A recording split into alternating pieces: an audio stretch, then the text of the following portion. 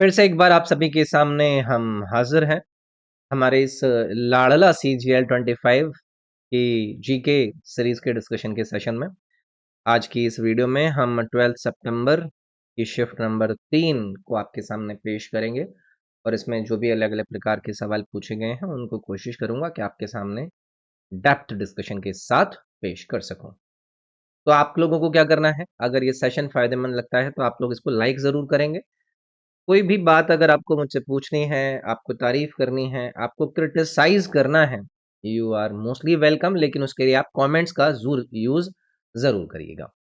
तो चलिए भाई आते हैं पहले सवाल पर। आई होप आपके सामने आपको सवाल नजर आ रहा होगा। सवाल को पढ़ेंगे। Arrange the following classical dances in chronological order of earliest historical references oldest to newest.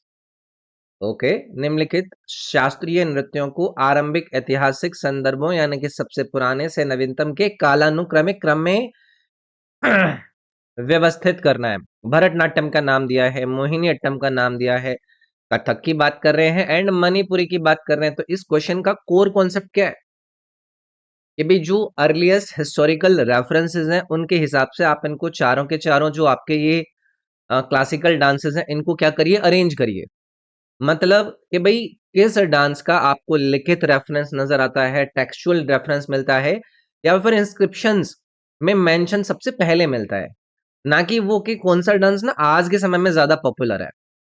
तो अगर कभी भी ओल्डेस्ट की बात करी जाती है या फिर सबसे पुराने की बात करी जाती है तो आपको आएगा भी सामने आपका भरतनाट्यम। अब आप मुझसे पूछोगे क्यों ऐसा क्यों कह दिया, ऐसे आप कुछ भी कह दोगे तो हम कुछ भी मान लेंगे क्या? देखो, भरतनाट्यम का डायरेक्ट रेफरेंस ना हमें मिलता है नाट्य शास्त्र में।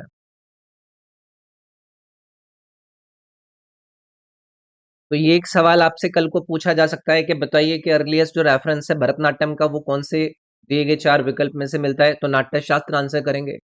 अगली चीज आप मुझसे कहेंगे कि नाट्य शास्त्र ये किसने लिख दिया? तो ये लिखा था भाई भरत मुनि ने।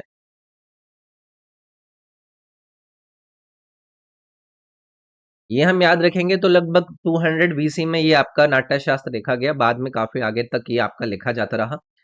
तो ये जो भरतनाट्यम का यहाँ पर डिस्कशन कर रहे हैं ना, तो ये डांस फॉर्म एक टेम्पल बेस्ड रिचुअल ट्रेडिशन है, जो कि एक सिस्टम यूज होता है जिसको कहा जाता है देवदासी सिस्टम। उससे ये आपका भरतनाट्यम डेवलप हुआ। और इवन तमिल के जो इंस्क्रिप्शन हैं या फिर जो संगम लिटरेचर है उसमें भी मल्टीपल जगहों पर भरतनाट्यम के आपको ट्रेसेस देखने के लिए मिलेंगे। तो यहाँ पर अगर ओल्डेस्ट हम कहें तो वो आपका कौन सा रहेगा? भरतनाट्यम। तो यानी कि वन सबसे पहले आना चाहिए। चारों के चारों विकल्प में आपका वन इन्होंने पहले यूज किया है। तो कोई मतलब नहीं इतनी सारी कहानी बोलने का, लेकिन मतलब है आगे के एग्जाम में ये संबंधित बातें हो सकता है आपसे पूछ लें। सेकेंड नंबर पर यहां पर मैं बात करूंगा आपसे कथक के बारे में। इसको आप सेकेंड ओल्डेस्ट के नंबर पर रखेंगे। क्यों? क्योंकि कथक का जो ओरिजिन है ना, वो कथा कहे से कथक वहां से आता है। यानी कि शुरुआती फेज के अंदर ये जो कथक है ना, ये एक ओरल स्टोरी टेलिंग प्रकार का एक ट्रेडिशन था। लेकिन जब लेटर मेडिवियल पीरियड आया तो वहां पर मुगल के जो दरबार हुआ करते थे उनके इन्फ्लुएंस से इसमें चक्र यानी कि स्पिन्स या फिर फुटवर्क या फिर जो पर्शियन एस्थेटिक एड है ना, वो इसके अंदर हुई। तो इसका डेवलपमेंट भरतनाट्यम के बाद हुआ, लेकिन मैं ये कहूंगा कि मोहिनी अट्टम से वो पहले हुआ। तो इसलिए हमारा सेकंड नंबर पर कौन सा आ जाएगा भाई? कथक आ जाएगा। अगला, यहाँ पर अब मोहिनी अट्टम और मणिपुरी दे रखे हैं, लेकिन मणिपुरी क्योंकि दे रखा है तो हम इसको रखेंगे भाई थर्ड नंबर पर। क्यों? क्योंकि मणिपुरी का जो क्लासिकल फॉर्म है ना, वो आता है एक भक्ति मूवमेंट से, जिसे कहा गया वैष्णव भक्ति मूवमेंट।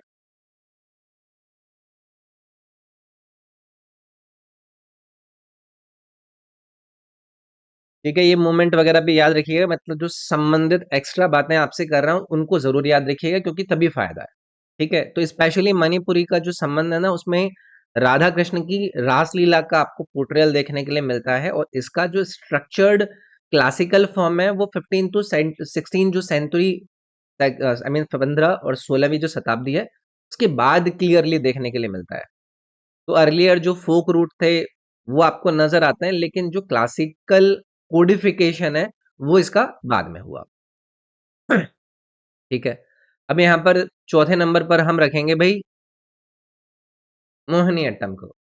तो ये मोहिनीअट्टम का स्ट्रक्चर्ड जो क्लासिकल फॉर्म है वो आपको 19th सेंचुरी में डेवलप होता हुआ नजर आता है। केरला का एक स्वाति तिरुनल है और एक वहां पर मेनन है, उनका नाम आपने सुना होगा, वट्टथोल नारायण मेनन। उनका मेजर रोल रहा मोहिनीअट्टम के डेवलपमेंट में। तो ये भरतनाट्यम से इन्फ्लुएंस है, लेकिन उससे इन्फ्लुएंस होकर ये बाद में और रिफाइंड रूप में सामने नजर आया। तो हमारे सामने यहाँ पर पूछा गया था कि इनको इनके कालानुक्रमिक क्रम में यानी कि क्रोनोलॉजिकल ऑर्डर में ओल्डेस्ट टू न्यूएस्ट आपको अरेंज करना है। तो हमारा आंसर क्या बन जाएगा? पहले था भरतनाट्यम, फिर आपका आया ये कथक यानी कि थर्ड 1 3। तो ये एलिमिनेट हो गया, ये एलिमिनेट हो गया, फिर आया आपका मणिपुरी यानी कि 4 आना चाहिए था। तो ये आपका सी ऑप्शन चला जाएगा। यहाँ पर थोड़ा डिटेल्ड सवाल है, बट क्या करें, सवाल ऐसे पूछे जा रहे हैं तो मजाक नहीं करेंगे, उनसे ये नहीं कहेंगे कि आसान सवाल क्यों नहीं पूछते हैं। जैसे भी पूछेंगे उसको लेकर अपने आप को तैयार रखेंगे। चलिए आगे बढ़ेंगे। विच of the following pairs is correctly matched with the shape of its roof? निम्नलिखित में से कौन सा युग्म इसकी छत के आकार से सही से सुमेलित है? लेटिना का नाम दिया है, फमसाना का नाम दिया है, वल्लभी का नाम दिया है और लेटनी का नाम दिया है। आप पूछोगे कि क्या पूछना चाह रहे हैं। तो होता क्या है ना, जब कभी भी इंडियन टेम्पल आर्किटेक्चर का हम डिस्कशन करते हैं तो उसमें जो छतें होती हैं या फिर जो शिखर जिनको हम कहते हैं, उनकी शेप्स बहुत इंपॉर्टेंट होती हैं। और आपके जितने भी एग्जाम हैं उसमें इन्हें डायरेक्ट या फिर मैच ऑफ द फॉलोइंग के रूप में ही आपसे पूछ लेता है। तो सबसे पहले मैं आपसे यहाँ पर बात करूंगा फमसाना के ऊपर। ठीक है, ये जो आपको ऑप्शन नंबर बी के अंदर दिया गया है, फमसाना रूफ का कभी भी अगर जिक्र मिले तो ये ना एक step by step horizontal slab से बनता है। और स्लैब्स ऊपर जाते जाते ना सीधी इंक्लाइन में एक पॉइंट पर जाकर आपका मिल जाती है। मेरे पास इमेज नहीं है, बट आप अगर गूगल पर देखेंगे तो आपको मिल जाएगा। तो मोस्टली जो असेंबली हॉल हुआ करते थे या फिर जो मंडप हुआ करते थे, उसके अंदर इस फमसाना को यूज करा जाता था, ना कि मेन सैंक्टम के अंदर। ठीक है, तो अब आपसे पूछा है कि इसका जो मैचिंग दिया है वो क्या है? Slabs rising to a point straight incline, ये आपका इन्होंने बिंदु दिया है। तो ये वाली जो बात है, क्या ये आपका सही है? हम इसी को सीधा कर देंगे, मतलब यही करेक्टली रेफरेंस जो हमने फमसाना को लेकर जाना वो सही रहेगा। अब बाकी के जो ऑप्शन है, जैसे कि लेटिना का यहाँ पर यूज किया है, ये क्या है? ये एक नगर स्टाइल है जिसमें कर्विलिनियर शिखर हुआ करते थे। रेक्टेंगुलर या फिर स्टीप्ड रूप नजर नहीं आएंगे, जैसे कि यहाँ पर स्टीप्ड रूपिंग दी है, ये नहीं होगा। यहाँ पर रेक्टेंगुलर बोला, ये नहीं होगा। ये क्या है? एक कर्विलिनियर आपका शिखर होता था। तो ये पहला वाला ऑप्शन भी इसमें गया और आपका ये डी वाला भी गया। अब यहाँ पर एक और ऑप्शन दिया है वल्लभी। ये क्या होता था ना, ये वेगन वोल्ट या फिर बैरल शेप्ड रूफ होते थे। इसके अंदर आपको शार्प इनवर्ड कर्व नजर आता था, स्ट्रेट इंक्लाइन नहीं होता था। तो इन्होंने ये कर्विंग इनवर्ड शार्पली वाली जो बात कही है वो वाली बात गलत हो जाएगी। ठीक है, तो यहाँ पर हमारा ये फमसाना याद रखोगे। मुझे पता है आपको लग रहा होगा कि ये क्या हमसे अलग अलग प्रकार की बातें पूछी जा रही हैं। ये मैंने नहीं पूछी हैं, ये आपके एग्जाम्स के अंदर पूछी जाती हैं। और एग्जाम के अंदर इन चीजों का पूछे जाने का जो आपका कॉन्टेक्स्ट है वो है आपका इंडियन टेम्पल्स का आर्किटेक्चर। वो पूछे जाते हैं अलग अलग प्रकार की स्टाइल पर बेस्ड आपसे सवाल पूछे जाते हैं। तो इन बातों को याद रखिएगा, जो कि मैंने फमसाना को लेकर बात करी या फिर लेटिना और वल्लभी को लेकर बात करी। चले भाई, अगला है एक फेस्टिवल का नाम दिया गया है। नाम क्या है? The Pongtu festival celebrated by the Tutsa tribe of Arunachal Pradesh is primarily observe to seek blessings from which deity before millet harvesting? पहले तो यहाँ पर इस सवाल के अंदर एक आपको बात दी गई है कि ये पोंगटू जो फेस्टिवल है वो आपका एक ट्राइब के द्वारा मनाया जाता है। वो ट्राइब का नाम याद रखेंगे आप, तुत्सा ट्राइब। ये ट्राइब आपको कहाँ पर नजर आ रही है? ये अरुणाचल प्रदेश के अंदर नजर आ रही है। अब उसके बाद इस सवाल के अंदर इन्होंने पूछा कि भाई ये जो फेस्टिवल है जिसको तुत्सा ट्राइब ऑफ अरुणाचल प्रदेश मना रही है, उसको प्राइमरली मनाया जाता है कौन से डेटी की ब्लेसिंग्स, यानी कि कौन से देवता का आशीर्वाद लेने के लिए आपके बाजरे की कटाई से पहले। अब आप पूछोगे कि सर जी ऐसे सवाल मत पूछो, मैं नहीं पूछ रहा हूँ, लेकिन ये फेस्टिवल बेस्ड सवाल पूछे जाते हैं। जब हम वीकली करंट अफेयर का डिस्कशन करते हैं तो मल्टीपल जो फेस्टिवल्स जो कि चर्चा में रहते हैं उन पर मैं आप लोगों के साथ डिस्कशन करता हूँ कि भाई देखो ये फेस्टिवल है, ये वाली ट्राइब मनाई जा रही है, इस वाले राज्य के अंदर बनाई जा रही है, और उसके दो चार आपको मैं विशेषताएं बताता हूँ। तो ये जो पोंगटू फेस्टिवल है कौन सी ट्राइब मना रही है? पहले तो हमने ये याद रख लिया, तुत्सा ट्राइब मना रही है। लोकेशन कहाँ पर है? अरुणाचल प्रदेश के अंदर है। ये ओकेशन क्या होता है? ओकेशन होता है मिलेट हार्वेस्टिंग से पहले, ब्लेसिंग्स के लिए। तो यहां पर एक आपको नाम दिया गया है रंगखोतक, ऑप्शन नंबर बी में। ये एग्रीकल्चर और जो हार्वेस्टिंग है उससे संबंधित एक देवता है। तो बाजरे की जो क्रॉप है उसके लिए फर्टिलिटी या फिर उनकी प्रोटेक्शन या फिर उसकी प्रोस्पेरिटी की प्रार्थना होती है रंगखोतक से। तो इसीलिए पोंगतो फेस्टिवल का सेंट्रल जो भगवान रहेंगे या देवता रहेंगे वो कौन रहेंगे? रंगखोतक। क्लियर है? अब यहाँ पर बाकी के भी ऑप्शन दिए गए हैं, जैसे कि डॉनी पोलो का एक नाम दिया गया है। ये क्या है? ये सन और मून की वर्शिपिंग के लिए आपको सुनने मिलते हैं। मोस्टली एक ट्राइब है जिनका लिंक इससे बताया जाता है, आदि ट्राइब। वो इन की पूजा करते हैं, सन और मून से संबंधित है। ऐसे ही रंगफ्रा करके एक नाम दिया गया है, अगर याद रख पाए। हाँ, तो एक ट्राइब है जिसका नाम है तांगसा, तांगसा ट्राइब। इस ट्राइब के ये मुख्य देवता है रंगफ्रा, इनका भी नाम आप याद रख सकते हैं। एक ये नेगी न्यापा का नाम दिया गया है, ये सुप्रीम स्पिरिचुअल जो कॉन्सेप्ट्स होते हैं, यानी कि जो पोंगटू का मैंने जिक्र किया था फेस्टिवल का, उनसे डायरेक्टली इनका संबंध नहीं है, बट ये एक सुप्रीम स्पिरिचुअल कॉन्सेप्ट है जिसको नेगी न्यापा के नाम से जाना जाता है। तो इसका भी संबंध इस फेस्टिवल से नहीं रहेगा। तो रंग को तक आपको यहाँ पर याद रखना है। मतलब कोई समस्या नहीं होनी चाहिए, मैं फिर कहूंगा, क्योंकि ऐसे सवाल सुन के आधे लोगों का ना दिमाग खराब हो जाता है कि भाई ऐसी कैसी चीजें पूछ ली। बट आगे के लिए तैयार रखना है हमें। Fill in the blanks. In teen taal of Hindustani classical music the khali is marked on the कौन सा मंत्रा? हिंदुस्तानी शास्त्रीय संगीत की तीन ताल में खाली कितनी मात्रा पर होता है? अब आप बोलोगे क्या कह रहे हो? घबराना नहीं है। तीन ताल का मतलब क्या होता है जो कि इन्होंने यहाँ पर आपसे कहा है, जो तीन ताल शब्द यूज कर रहे हैं, ये सबसे कॉमन ताल है आपका हिंदुस्तानी म्यूजिक के अंदर। तो टोटल ना 16 मंत्राज होते हैं, या फिर 16 जिनको हम बीट्स कहते हैं वो होते हैं, जिसमें ना चार चार के डिवीजन होते हैं, 4+4+4+4। अब मैं आपको ताल नहीं समझा रहा हूँ, बट मैं यहाँ पर आपको ये जरूर समझा रहा हूँ कि ये जो खाली है इसको कौन से मंत्रा के रूप में आपको देखेंगे। तो खाली है आपका, कोई भी क्लैप नहीं होगा। ये क्या है? एम्प्टी बीट है ये, यहाँ पर कोई भी क्लैप नहीं होगी। और तीन ताल के अंदर आपका पहले होता है साम, जिसको आप फर्स्ट मंत्रा कहते हैं, फर्स्ट क्लैप कहते हैं। फिर आता है आपका खाली, और खाली आपका आएगा नाइन्थ मंत्रा। तो यहां पर मैं आंसर क्या कर दूंगा? ऑप्शन नंबर सी आंसर कर दूंगा। मुझे पता है आप लोग परेशान हो गए होगे कि ये क्या मतलब, हिंदुस्तानी क्लासिकल म्यूजिक के अंदर तील ताल के अंदर ये खाली किसका मतलब है, ये क्या मतलब है?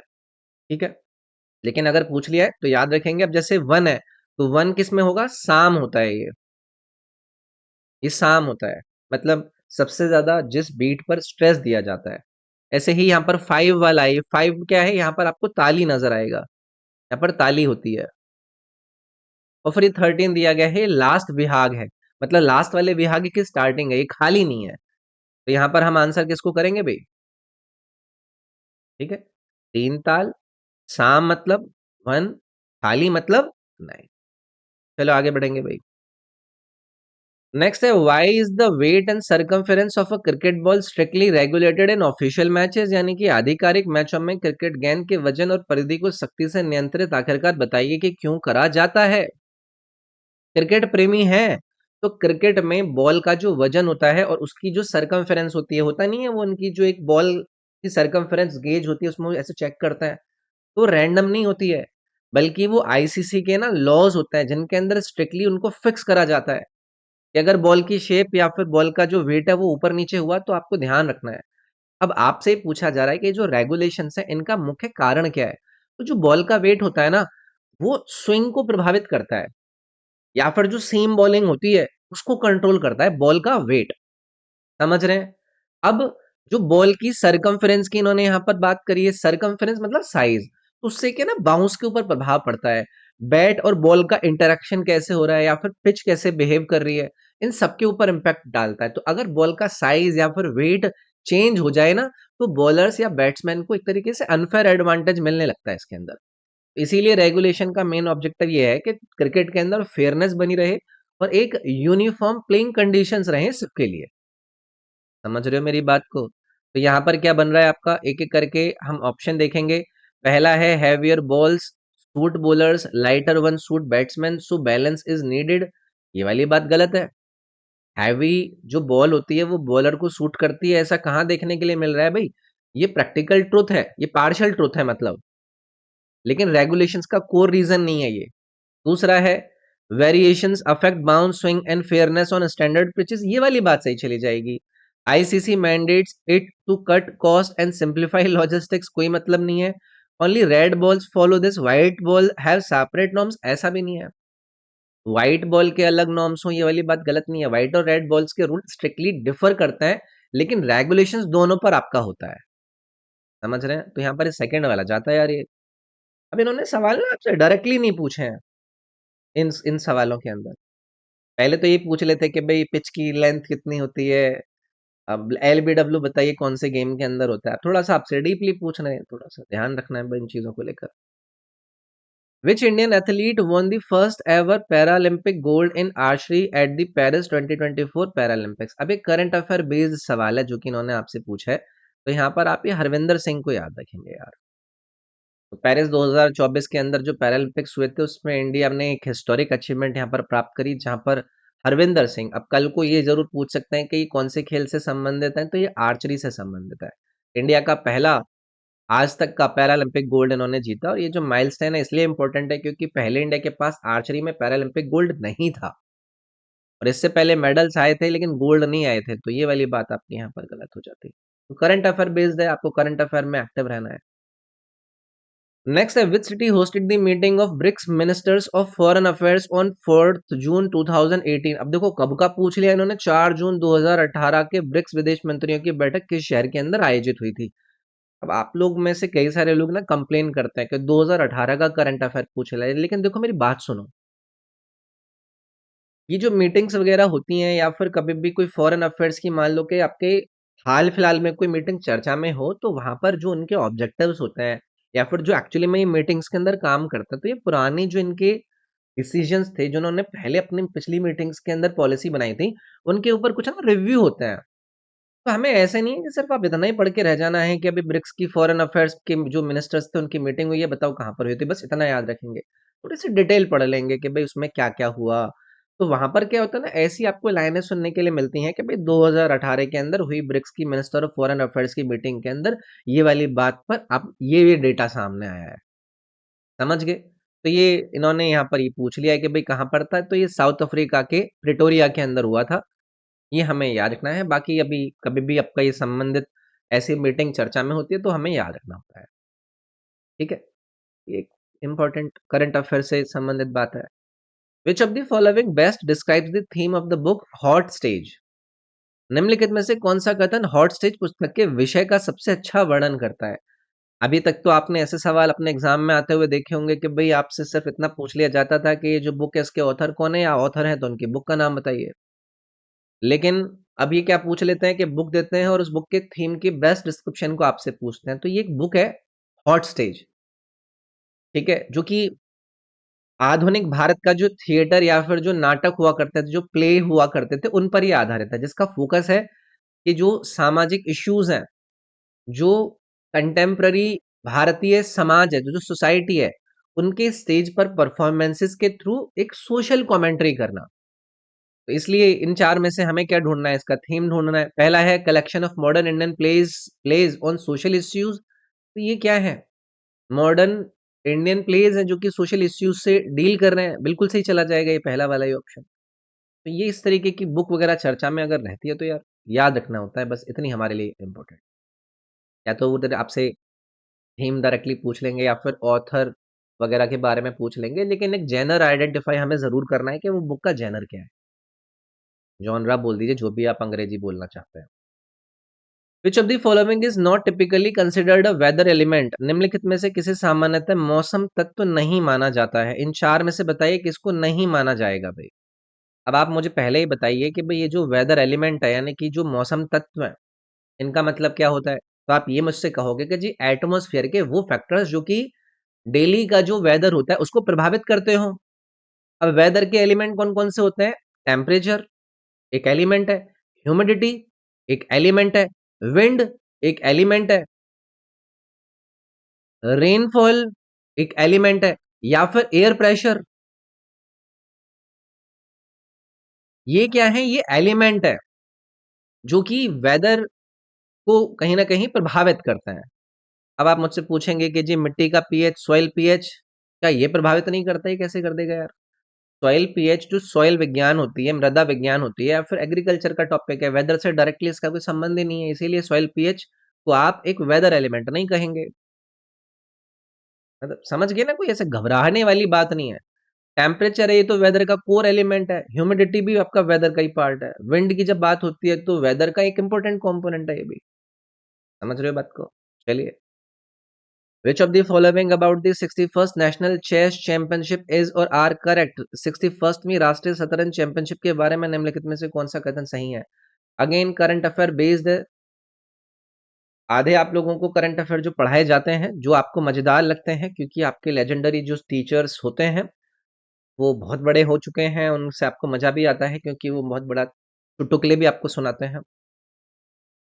खैर ये थोड़ा सा मैं पर्सनल हो गया क्योंकि मेरे करंट अफेयर के वीडियो ज़्यादा नहीं चलते हैं, बट कोई बात नहीं, जहाँ पे आपको मजा आए वहां से पढ़ना चाहिए। कुल मिला के कोई भी अगर मुद्दा कोई भी इवेंट आपका चर्चा में है तो सिर्फ ये मत देख लो कि कहाँ पर हो रहा है, आहा यहाँ पर हो रहा है, ओहो हो वाओ, उसके संबंधित जानकारी भी आपको देखनी है। मेरा बस इतना कहना है आपसे। ऐसे नहीं है कि अब जैसे 61st नेशनल चेस चैंपियनशिप है तो इसका वेन्यू कहाँ पर है? इसका वेन्यू गुड़गांव था या गुरुग्राम बोल दीजिए, इतना पढ़ाया जाता। लेकिन अगर उसके विनर की बात पूछे तो ये भी एक चीज हो सकता है, अगर थोड़ा सा और एक्स्ट्रा पढ़ा दिया हो तो इसमें जीएम कार्तिक आपको याद रखना है, जिन्होंने गुड़गांव के अंदर ये 6 लाख रुपए जीते। प्राइज मनी इसके अंदर 6 लाख थी। ये छोटे छोटे फैक्ट्स है जो कि स्टेटमेंट वाइज आपसे पूछे जा सकते हैं। तो पहला वाला स्टेटमेंट यहाँ पर करेक्ट कर दिया भी हमने। अब दूसरा, I M Neeli Shah finished second but lost due to the tie break game versus Ganguly. ये थोड़ा सा ज्यादा डीप चला गया है। जैसे कि नीलेश शाह है, ये रनअप रहे लेकिन टाई ब्रेक लॉस गांगुली के अगेंस्ट नहीं हुआ, तो ये वाली बात को लेकर यह स्टेटमेंट गलत हो जाता। ओनली वन वाली बात गलत हो जाती है यहाँ पर। थोड़ा सा डीप पूछ ले रहे हैं बट तैयार रखेंगे यार, और ज्यादा डीप अपने करंट अफेयर के डिस्कशन को करने की कोशिश करेंगे, यही कर सकते हैं अब तो हम। What was launched on Electrical Safety Day 2025 by Ministry of State Power and New and Renewable Energy Shri Shripad Naik? विद्युत सुरक्षा दिवस 2025 पर विद्युत और नवीन एवं नवीनीकरण ऊर्जा राज्य मंत्री श्री श्रीपाद नायक द्वारा क्या लॉन्च करा गया? अभी मल्टीपल जो आपके मिनिस्टर्स या फिर आपके ऐसे मिनिस्ट्रीज होते हैं उनके द्वारा अगर कोई चीज़ लॉन्च करी जा रही है तो हमारे लिए इंपॉर्टेंट हो जाती है। जैसे कि इलेक्ट्रिकल सेफ्टी डे था 2025 के अंदर, वहां पर ये एमओएस ऑफ दिस मिनिस्ट्री, इनके द्वारा एक मैस्कॉट को लॉन्च करा गया जो कि है सुरक्षा शक्ति। तो सुरक्षा शक्ति सेफ्टी मैस्कॉट की लॉन्चिंग हुई थी, उससे संबंधित उन्होंने बात पूछ ली। उसके ऑब्जेक्टिव्स भी आपको पता होने चाहिए कि भाई जो इलेक्ट्रिकल एक्सीडेंट्स होते हैं उसके बारे में लोगों को अवेयर करा जाए, जो कर्मचारी हैं या फिर जो जनरल पब्लिक है उनको इलेक्ट्रिकल सेफ्टी की जो प्रैक्टिसेस होती हैं उनके लिए उनको सैनिटाइज करा जाए। तो ये जो मैस्कॉट की यहाँ पर ये बात कर रहे हैं इसका यूज इसलिए होता है क्योंकि एक विजुअल रिकॉलिंग हो पाती है, एक स्ट्रॉन्ग आप रिकॉलिंग कर पाते हैं, कैंपेन आपके ज्यादा इफेक्टिव होते हैं, स्पेशली जो रूरल या फिर सेमी अर्बन एरियाज है वहां पर। तो सुरक्षा शक्ति सेफ्टी मैस्कॉट का इन्होंने यहाँ पर करा। Read the following assertion and reason carefully and choose the correct option. निम्नलिखित अभिकथन और कारण को ध्यानपूर्वक पढ़ें और सही विकल्प चुनें, ये दिए गए हैं। चलो भी इनको एक एक करके पढ़ेंगे और दोनों के ऊपर फिर चर्चा करेंगे। पहला है the Chota Nagpur plateau is considered an extension, eastern extension of the central highlands. Chota Nagpur पठार को मध्य उच्च भूमि का पूर्वी विस्तार माना जाता है। यार सही है ये वाली बात, ये वाली बात बिल्कुल ठीक है ना। जो हमारे सेंट्रल हाईलैंड्स है जिसमें मालवा आपका रीजन आ जाता है, आपका बुंदेलखंड आ जाता है, आपका बघेलखंड आ जाता है, तो छोटा नागपुर प्लेटो उन्हीं हाईलैंड्स का एक ईस्टवर्ड वाला कंटिन्यूएशन है ना। तो क्योंकि हम ये बात क्यों कह पाते हैं, क्योंकि वहां पर जियोलॉजिकल जो स्ट्रक्चर है ना वो सिमिलर नजर आती है, इस बात पर हम ये वाली बात कह पाते हैं। तो असर्शन तो भाई यहाँ पर करेक्ट है आपका। अब रीजन देखते हैं। The Chota Nagpur plateau is drained primarily by the Chambal and Betwa rivers, यानी कि छोटा नागपुर पठार का जल अपवाह मुख्यतः चंबल और बेतवा नदी द्वारा होता है। क्या ये वाली बात सही है? ये वाली बात में इन्होंने गड़बड़ कर दी, क्यों? क्योंकि जो चंबल और बेतवा नदियां हैं वो तो सेंट्रल हाईलैंड्स यानी कि मालवा और बुंदेलखंड रीजन में है, और जबकि जो छोटा नागपुर प्लेटो है वहां पर कौन सी नदी नजर आएंगी? वहां पर आपको दामोदर नदी नदी नजर आएगी। दामोदर नदी नजर आएगी, वहां पर सुवर्णलेखा नजर आएगी, वहां पर ब्राह्मणी नजर आएगी। तो बेतवा और चंबल नहीं है भाई यहाँ पर। तो ये वाली बात इन्होंने यहाँ पर गलत कर दी है। तो असर्शन ठीक है, रीजन फॉल्स है, इसीलिए सी वाला ऑप्शन यहाँ पर सही चला जाएगा यार। नेक्स्ट है, in which year is the first module of Bharatiya Antariksh station BES scheduled for launch? अब इस प्रकार की भी मैं करंट अफेयर की चर्चा ही मानूंगा इसको। कभी अपने मल्टीपल जो प्रोजेक्ट होते हैं उनकी शेड्यूल डेट दी जाती है। जैसे यहाँ पर बीएस की लॉन्चिंग का पहला मॉड्यूल ये कब लॉन्च करेंगे उसकी डेट दी गई, इसरो के रोड मैप के अकॉर्डिंग ये वाली बात सामने आई कि बीएस का जो पहला मॉड्यूल है वो हम 2028 के अंदर लॉन्च करेंगे। तो ऐसे चर्चित विषय आपके करंट अफेयर में आपको तैयार रखते हैं, ठीक है। अब आपसे ये सवाल जरूर पूछा जा सकता है कि ये एक एक मेजर पहले माइलस्टोन आपने गगनयान के बारे में सुना होगा, तो एक गगनयान के बाद एक नेक्स्ट मेजर माइलस्टोन रहेगा जहां पर इंडिया का खुद का एक स्पेस स्टेशन लो अर्थ ऑर्बिट के अंदर एक मॉड्यूलर स्ट्रक्चर्ड के रूप में नजर आएगा। तो 2028 वाली बात इसमें करेक्ट हो जाएगी, ठीक है। नेक्स्ट है, which statement best reflects the role of non metallic minerals in India, यानी कि कौन सा कथन भारत में अधात्विक खनिजों की भूमिका को सर्वोत्तम रूप से दर्शाता है? अब सवाल इनके डीप हो गए हैं, मतलब ये नॉर्मल नहीं पूछते हैं, उसकी डिटेलिंग पूछते हैं कि आप सोचें, सीधे सीधे आंसर लगाकर एंजॉय करें, वैसा नहीं कह रहे हैं अब आपसे। दोबारा से पूछता हूं, बेस्ट रिफ्लेक्ट कर रहा है role of non metallic minerals in India. देखो, नॉन मेटेलिक मिनरल्स का पहले तो आप बोलोगे कि मतलब क्या है, इनके बारे में हमें समझाओ कि ये जो सर्वोत्तम रूप आप आध्यात्मिक खनिजों की बात कर रहे हैं तो ये क्या है? तो ये ऐसे मिनरल्स हैं जिसमें मेटल को जो एक्सट्रैक्ट करा जाता है वो नहीं होता है, लेकिन ये इंडस्ट्रियल बैकबोन के लिए बहुत जरूरी होता है। इंडिया में नॉन मेटेलिक मिनरल्स का रोल में आपको लाइमस्टोन नजर आएगा, जैसे कि लाइमस्टोन को किस में यूज करा जाता है? आपका सीमेंट इंडस्ट्री में। जैसे आप माइका की बात करते हैं, माइका भी इसी कैटेगरी के अंदर आएगा जिसका जो यूज है वो इलेक्ट्रिकल अप्लायंसेस इलेक्ट्रॉनिक्स के अंदर होते हैं। आपके फॉस्फेट्स और पोटाश होते हैं जिसका फर्टिलाइजर्स इंडस्ट्री के अंदर यूज होता है। आपका जिप्सम है, ये भी आपका नॉन मेटेलिक मिनरल्स आ जाएगा जिसका जो यूज है वो सीमेंट और जो आपके प्लास्टर वगैरह होते हैं उसके अंदर होता है। समझ रहे हैं? तो इंडिया में इनका जो यूज है वो इंफ्रास्ट्रक्चर के अंदर हो जाएगा, एग्रीकल्चर के अंदर हो जाएगा, मैन्युफैक्चरिंग के अंदर हो जाएगा, उन सब चीजों के लिए क्रिटिकली है। तो हमारा सबसे सटीक स्टेटमेंट इसमें कौन सा बनेगा? India lacks enough reserves for industrial use? जी नहीं। Mostly used as gems and minimum industry use? जी नहीं, अभी क्लियर किया कि ये तो इंडस्ट्रियल यूज के लिए जरूरी है। India has rich reserves vital for major industries? क्या ये वाली बात बिल्कुल सही नहीं होगी आपकी इसको लेकर कि जो नॉन मेटेलिक मिनरल्स के रोल को बेस्ट रिफ्लेक्ट करने वाला स्टेटमेंट है, सी वाला बनेगा। यहाँ पर कारण भी मैंने बताया कि क्यों बनेगा। चलो भाई, A proclamation of national emergency must be approved by each house within how many months, यानी कि राष्ट्रीय आपातकाल की घोषणा के प्रत्येक सदन द्वारा कितने महीने के भीतर अनुमोदित किया जाना चाहिए?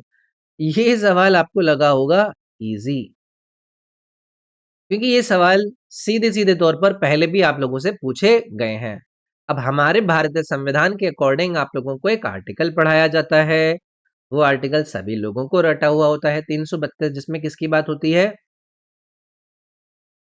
नेशनल इमरजेंसी की बात होती है। तो इसमें कहा जाता है कि प्रोक्लेमेशन इश्यू होने के बाद पार्लियामेंट के दोनों सदन 6 मंथ के अंदर अप्रूवल देना होगा। तो ये 6 मंथ वाली जो बात है ये सही कर देंगे हम। और अगला जो अगर अप्रूवल मान लो इसमें नहीं मिला तो इमरजेंसी ऑटोमेटिकली ना इसमें लैप्स हो जाती है फिर। तो 6 महीने का यहाँ पर विंडो दिया जाता है, ठीक है। 6 महीने याद रखोगे? Read the following statements marked as assertion and reason and choose the correct option. तो असर्शन रीजन को यानी कि अभिकथन और कारण को पढ़कर सही विकल्प चुनिए। तो चलिए पहले असर्शन को पढ़ते हैं। असर्शन कहता है the polar satellite launch vehicle यानी कि PSLV is widely recognized as the workhorse launch vehicle of ISRO। यानी कि जो पीएसएलवी है इसको इसरो के वर्कहॉर्स प्रक्षेपण यान के रूप में व्यापक रूप से जाना जाता है। ये तो बहुत चर्चित है भाई। आप लोग मुझे बताइए कि जो मैक्सिमम लॉन्च हमें देखने के लिए मिलते हैं वो पीएसएलवी के द्वारा देखने के लिए मिलते हैं। मिशंस इसके ऊपर ट्रस्ट करते हैं, इसका कॉमर्शियल और जो पेलोड का स्ट्रैटेजिक यूजेज है वो नजर आता है। तो ये वाली बात भाई इसमें इन्होंने बिल्कुल सही करी है। इनका जो दावा है, ये जो अभिकथन है, ये बिल्कुल ठीक है। दूसरा, PSLV is highly versatile and has a very high mission success rate across its variant. यानी कि पीएसएलवी अत्यधिक बहुउपयोगी है और इसके विभिन्न संस्करणों में मिशन सफलता दर बहुत अधिक रही है। बिल्कुल ठीक है। और ये ठीक भी है। और क्या इसी वजह से ये जो आपका पीएसएलवी है इसको इसरो के द्वारा वाइडली रिकॉग्नाइज करा जाता है। तो यानी कि दोनों ट्रू भी है और जो ये रीजन है ये आपके असर्शन को सही तरीके से एक्सप्लेन भी कर रहा है। इसीलिए मैं यहां पर आंसर करूंगा आपका पहला वाला। समझ गए? तो ये एक तरीके से मतलब कॉमन सा ही सवाल है। ऐसे कुछ इसमें बहुत ज्यादा डिटेलिंग की वो नहीं थी। एक कॉमन सेंस से भी इस आंसर को आप कर सकते थे वैसे। Which of the following is true regarding the Anglo-Indian representation in state assemblies? राज्य विधानसभाओं में एंग्लो इंडियन प्रतिनिधित्व के संबंध में निम्नलिखित में से कौन सा कथन सत्य है? किस पर बात हो रही है मित्रों? आपके एंग्लो इंडियन रिप्रेजेंटेशन पर। तो यहाँ पर मैं आपसे कुछ बातें करना चाहूंगा एंग्लो इंडियन रिप्रेजेंटेशन के ऊपर। तो पहले कॉन्स्टिट्यूशन के अंदर एक आर्टिकल के अंदर कौन सा आर्टिकल था? आर्टिकल 333 के तहत गवर्नर को पावर थी कि जो स्टेट असेंबलीज हैं उसमें एक एंग्लो इंडियन मेंबर को नॉमिनेट करे। स्टेट असेंबली की बात कर रहे हैं तो मैं इसलिए आर्टिकल 330 का जिक्र कर रहा हूं, है ना। गवर्नर को पावर थी ना। अगर जो कम्युनिटी है एंग्लो इंडियन जो कम्युनिटी है उनको एडिक्वेटली रिप्रेजेंटेशन ना हो तो गवर्नर एक को कर सकते थे, है ना। लेकिन एक मेजर चेंज हुआ कब? 2019 में। कौन सा कॉन्स्टिट्यूशनल अमेंडमेंट एक्ट आया? 104वां। इस अमेंडमेंट में लोकसभा और स्टेट की जो लेजिस्लेटिव असेंबली थी दोनों से एंग्लो इंडियन नॉमिनेशन प्रोविजंस को खत्म कर दिया। इसीलिए ऑप्शन कौन सा सही रहेगा? द गवर्नमेंट स्टिल नॉमिनेट्स, यही गलत कर दो। The provision was abolished by 42nd, यही गलत कर दो। The provision was abolished by 104th constitutional amendment, इसको यही सही कर दो। ये तो सबने आंसर कर दिया होगा बट ये आर्टिकल वगैरह भी आपको याद रखना है, ठीक है। चलिए आगे बढ़ेंगे। विच of the following changes has BNSS यानी कि भारतीय नागरिक सुरक्षा संहिता ब्रॉड टू क्रिमिनल प्रोसीजर, यानी कि भारतीय नागरिक सुरक्षा संहिता ने आपराधिक प्रक्रियाओं में निम्नलिखित में से कौन सा परिवर्तन लाया है? ये बीएनएसएस बहुत ज्यादा चर्चा में है। मैंने आपसे कहा था कि जो आपका सीआरपीसी है 1973 उसको रिप्लेस करता है ये आपका बीएनएसएस, है ना।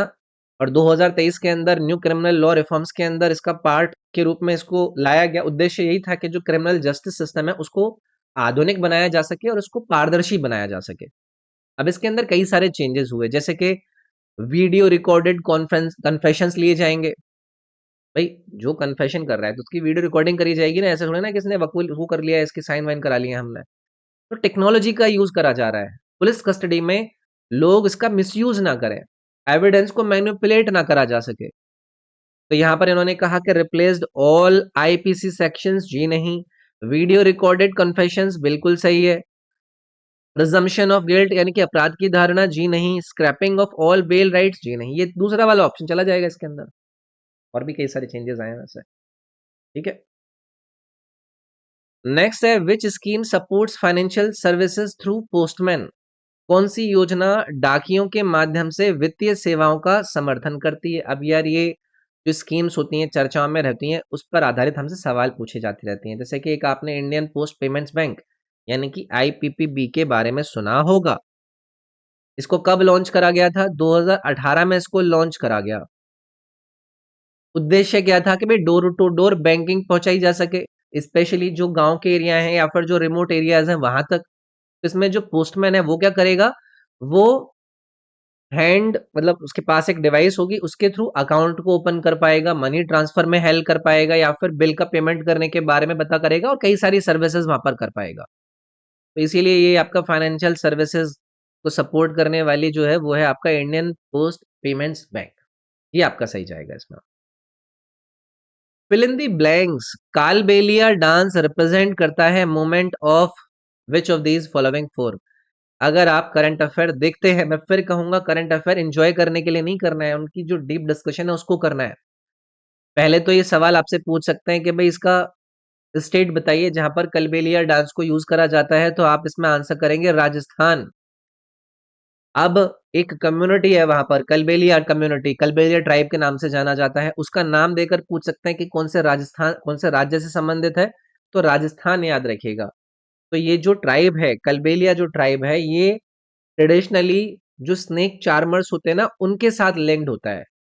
इसके अंदर बॉडी का जो फ्लेक्सिबल होना है, ट्विस्टिंग के मोशंस होते हैं, एग्जैक्टली सांप की मूवमेंट को एक तरीके से इमिटेट करने का काम करा जाता है, तो इसमें सांप जैसी हरकत होती है। इसमें बी ऑप्शन जाएगा इसीलिए। ठीक है, याद रखेंगे इसको लेकर, कोई गलत नहीं होना चाहिए। जैसे यहाँ पर कैमल्स का यूज हो रहा है, कल कोई पूछ लेंगे कि बताइए कैमल मूवमेंट से रिलेटेड जो डांस है वो कौन सा है, तो उसमें घूमर आ जाएगा, ये कैमल मूवमेंट से रिलेटेड है। या फिर जितने भी फोक मरुस्थलीय डांस होते हैं वो। ठीक है, तो ऐसी चीजें बन जाती हैं। Next, according to the IMD World Competitiveness Ranking 2025, which dimension does Switzerland hold first position in both 2024 and 25?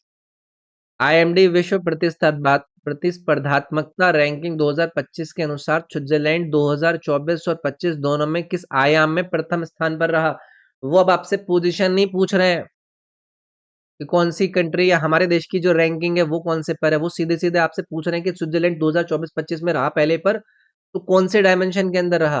तो आईएमडी की यहाँ पर बात हुई है, आईएमडी जो की है international institute for management development. तो ये 4 डायमेंशन पर ये आपका रैंक करता है, जैसे कि इकोनॉमिक परफॉर्मेंसेस कैसी हैं, आपकी जो गवर्नमेंट है उसकी एफिशिएंसी कैसी है, आपकी बिजनेस एफिशिएंसी कैसी है, या फिर आपका इंफ्रास्ट्रक्चर कैसा है। तो कौन सा आपका यहाँ पर डायमेंशन नजर आ रहा है? बिजनेस एफिशिएंसी नजर आ रहा है। समझ रहे हैं? तो ये इन्होंने पूछा स्विट्जरलैंड का स्पेशल पॉइंट क्या था, तो बिजनेस एफिशिएंसी उनका स्पेशल दोनों सालों में पॉइंट रहा है, जिससे फर्स्ट रैंक इन्होंने मेंटेन करी है। तो बिजनेस एफिशिएंसी की पोजीशन को इन्होंने डायमेंशन को यूज करके पहली पोजीशन दोनों बार हासिल करी है। The mangrove cell initiative in 2025 is primarily linked to which Indian state? 2025 में मैंग्रोव सेल पहल मुख्य रूप से किस भारतीय राज्य के साथ जुड़ी है? सभी लोग आंसर कर चुके होंगे शायद इसका। इसकी बात करिए मैंग्रोव सेल। अब आप लोग मुझसे पूछेंगे कि क्या हो रहा होगा, भाई मैंग्रोव नाम लिया है मतलब कोस्टल के इकोसिस्टम को प्रोटेक्ट करने की बात हो रखी होगी। ऑब्जेक्टिव इसमें यही होगा कि मैंग्रोव्स को कंजर्व करा जाएगा, क्लाइमेट चेंज को अडॉप्ट किया जाएगा, कोस्टल जो बायोडायवर्सिटी है उसको प्रोटेक्ट करने के लिए काम करे जाएंगे। तो इसमें महाराष्ट्र का कनेक्शन आपको नजर आया 2025 में। उनकी जो सरकार है उन्होंने डेडिकेटेड एक मैंग्रोव सेल को स्थापित किया, स्पेशली मुंबई और कोंकण कोस्ट के अंदर, ये भी लिख देता है। तो इसीलिए चर्चित था। महाराष्ट्र से हम इसका संबंध कर देंगे भाई। स्टेटमेंट्स को पढ़ो और करेक्ट ऑप्शन चूज करो। असर्शन यानी कि अभिकथन बोल रहे हैं, लोहा और इस्पात को एक भारी उद्योग माना जाता है, यानी कि हैवी इंडस्ट्री के अंदर कंसीडर करा जाता है आपके इस लोहा और इस्पात को, यानी कि आयरन और स्टील को। It requires light weight raw materials like cotton and rubber, यानी कि इसके लिए कपास और रबर जैसे हल्के कच्चे माल की आवश्यकता होती है। पहली चीज, आयरन और स्टील को हैवी इंडस्ट्री के रूप में कंसीडर करा जाता है वाली बात बिल्कुल ठीक है भाई। आयरन और स्टील इंडस्ट्रीज के अंदर heavy raw materials iron ore, coal, limestone, इनका यूज होने की वजह से कहते हैं ना, जिससे जो बल्कि बड़े बड़े जो फिनिश्ड प्रोडक्ट्स होते हैं उनको प्रोड्यूस करा जाता है, लार्ज कैपिटल इन्वेस्टमेंट की जरूरत होती है, इसीलिए इसको हैवी इंडस्ट्री क्लासिफाई करा जाता है। अभी भी उन्होंने पूछा कि it requires light weight raw material, light weight raw material की थोड़ी ना जरूरत होगी। ये कॉटन, रबर, आयरन, ये तो लाइट इंडस्ट्रीज के अंदर आ गए ना। हैवी इंडस्ट्रीज के अंदर तो आयरन और स्टील से कोई लेना देना इनका है ही नहीं। ये तो बहुत ही फर्जी सवाल था। ए ट्रू है, आर फॉल्स है, ये वाला ऑप्शन जाएगा इसमें। Consider the following statements about the MISHTI scheme. MISHTI योजना के बारे में कथनों पर विचार करें। ये 3 कथन दिए गए। तो मेरे ख्याल से यही पूछ रहे होंगे कि सही कौन सा है। तो पहली चीज, ये जो मिस्टी स्कीम है, ये है क्या? तो अब पीछे भी हमने जिक्र किया था, mangrove initiative for shoreline habitats and tangible incomes. इसको हमारे 2023-24 के बजट के अंदर अनाउंस करा गया था। तो दूसरा स्टेटमेंट तो हमने यहीं पर पकड़ लिया। इसका जो उद्देश्य है वो है mangrove plantation. It aims at mangrove plantation using scientific methods. बिल्कुल सही है। It includes commercial leasing of mangrove forest. क्या इसमें मैंग्रोव वनों को व्यावसायिक रूप से पट्टे पर देना शामिल है क्या? ये वाली बात बिल्कुल ठीक है। पहला ठीक था कि साइंटिफिक मेथड को यूज करके मैंग्रोव की आपका प्लांटेशन करो, बिल्कुल 2023-24 के बजट के अंदर ये शामिल था। लेकिन ये मैंग्रोव फॉरेस्ट को लीज पर दे देना वाली बात इसमें सही नहीं है। तो इसमें 1 and 2 ओनली वाला जो ऑप्शन है, ये वाला इसमें सही जाएगा। Article 370, which granted special status to Jammu and Kashmir, was abrogated by which constitutional mechanism? Jammu and Kashmir को विशेष दर्जा देने वाले अनुच्छेद 370 को इस संवैधानिक तंत्र के द्वारा निरस्त किया गया था। ये तो यार मूवी भी देखी होगी, अगर नहीं देखी है तो आर्टिकल 370 जम्मू एंड कश्मीर को स्पेशल स्टेटस देता था। लेकिन कॉन्स्टिट्यूशन में एक ही इनबिल्ट प्रोविजन दिया गया था उसके रिमूवल का। ठीक है, कि भाई जो एक्चुअल कॉन्स्टिट्यूशनल मैकेनिज्म है 2019 के अंदर जो उन्होंने यूज करी, तो उसने उन्होंने क्या करा, एक प्रेसिडेंशियल ऑर्डर इश्यू करा आपके इस 370 के थर्ड क्लॉज के अंदर। ठीक है, जिसमें पार्लियामेंट की कॉन्फ्रेंस भी ले रहे हैं। तो इसमें आपका आंसर इसलिए क्या हो जाएगा कि आर्टिकल 370 का एब्रोगेशन हुआ प्रेसिडेंशियल ऑर्डर के थ्रू। समझ रहे हो? तो ये जो पहला वाला ऑप्शन यहाँ पर इन्होंने दिया है, ठीक है, ना तो ये आर्टिकल 368 के थ्रू हुआ, ना ही ये ऑर्डिनेंस के थ्रू, ना ही 356 के थ्रू। पहला वाला ऑप्शन जो है। तो भाई ये था आपका डिस्कशन। इस वीडियो को लाइक जरूर करें, अपने फ्रेंड्स के साथ वीडियो को शेयर जरूर करें, लेकिन सबसे इंपॉर्टेंट चीज है कमेंट जरूर करें। ये मैं आपसे चाहूंगा, अगर आप कुछ फायदा उठा पा रहे हैं इनसे। ठीक है, तो चैनल को सब्सक्राइब जरूर कर लीजिएगा। सब्सक्राइब से कुछ होता नहीं है, मतलब आप लोगों को कोई परेशानी नहीं होगी, है ना। चलो मिलते हैं। बाकी इस क्लास की जो पीडीएफ है ना, वो मैं अपने इस एप्लीकेशन के ऊपर अपलोड कर दूंगा, वहां से आप लोग उसे यूज कर पाएंगे। तो चलिए इसमें इतना ही, मिलता है वीडियो में। Thank you.